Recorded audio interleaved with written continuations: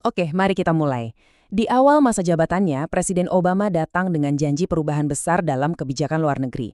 Tapi pertanyaannya, apakah itu benar-benar sebuah awal yang baru? Atau jangan-jangan cuma ganti gaya bicara aja tapi isinya tetap sama? Nah, ini pertanyaan besar yang akan kita coba jawab bareng-bareng dalam pembahasan kali ini. Untuk membedah ini, kita akan merujuk pada argumen-argumen yang ada di dalam buku Obama Revealed. Jadi, kita akan pakai kerangka berpikir dari buku ini untuk melihat lebih dalam kompleksitas kebijakan luar negeri Amerika Serikat di masa yang, penuh harapan itu. Dan inilah janji utamanya, diucapkan di Kairo, sebuah momen yang simbolis banget. Pidato ini seolah jadi sinyal pergeseran besar-besaran dari kebijakan AS sebelumnya yang seringkali dianggap konfrontatif. Bisa dibayangkan ya, seluruh dunia, terutama dunia muslim, mendengarkan dengan penuh antisipasi. Oke, sekarang ayo kita coba mundur sedikit ke atmosfer politik global di tahun 2009. Waktu itu, ada fenomena yang begitu kuat sampai-sampai para analis menamainya efek Obama. Efek Obama ini nyata sekali loh, bukan cuma karena pesonanya, tapi juga didukung kampanye media yang super canggih. Dan yang paling penting, ada keinginan besar di seluruh dunia untuk perubahan dari kebijakan pemerintahan sebelumnya. Jadi, ada optimisme yang luar biasa di mana-mana. Dan ini bukan sekedar perasaan ya, optimisme ini bisa diukur. Survei-survei pada masa itu, contohnya survei opini publik Arab tahunan, menunjukkan lebih dari separuh responden di negara-negara Arab punya pandangan positif. Coba bayangkan, ini modal politik yang sangat besar untuk seorang presiden baru Amerika Serikat. Tapi, seperti yang sering terjadi dalam politik internasional, pendekatan baru yang penuh harapan ini langsung dapat ujian. Dan ujiannya datang hanya beberapa hari setelah pidato di Kairo. Ujian besarnya datang dari Iran. Tepatnya saat pemilihan presiden mereka yang sangat kontroversial di tahun 2009. Peristiwa ini bisa dibilang jadi semacam tes pertama untuk retorika baru Washington. Pertanyaannya, apakah pendekatan dialog akan tetap dipertahankan saat krisis datang? Kalau kita lihat lini masa ini, kelihatan jelas betapa cepatnya situasinya berubah. Cuma dalam hitungan beberapa minggu, bahasa diplomasi yang ditawarkan di Kairo tiba-tiba bergeser drastis, dari ajakan dialog menjadi kecaman dan konfrontasi.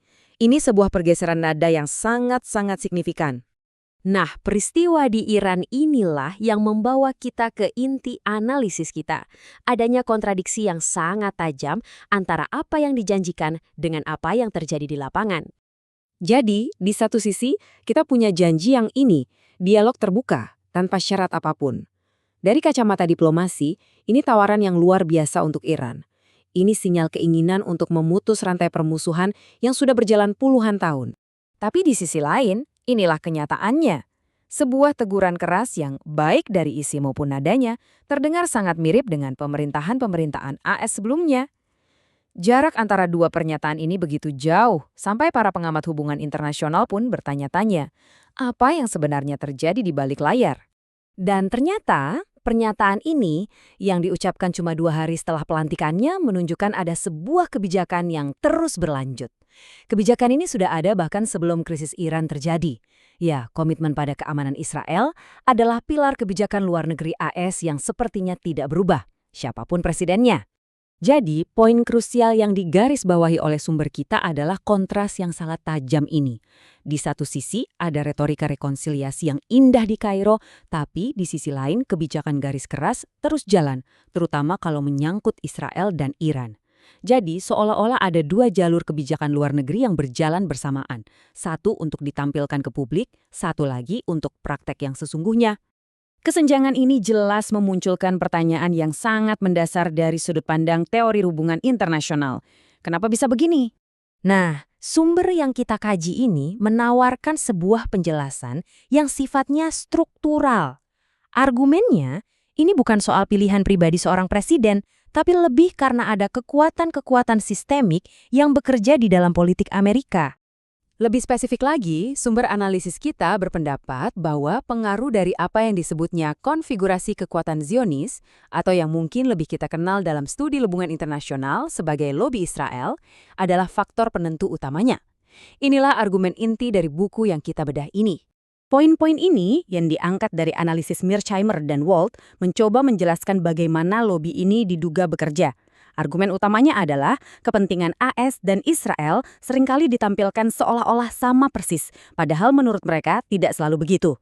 Inilah yang menurut argumen ini membuat kebijakan AS di Timur Tengah, terutama terhadap negara seperti Iran, lebih melayani kepentingan Israel ketimbang kepentingan nasional Amerika sendiri. Dan ini adalah sebuah dinamika yang sudah berjalan puluhan tahun, jauh sebelum Obama menjabat.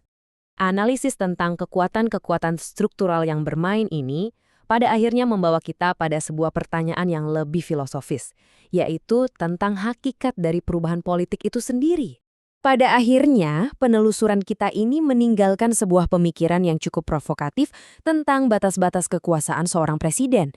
Seberapa besar ruang gerak seorang pemimpin dalam menghadapi kepentingan-kepentingan yang sudah begitu mengakar kuat dalam sistem?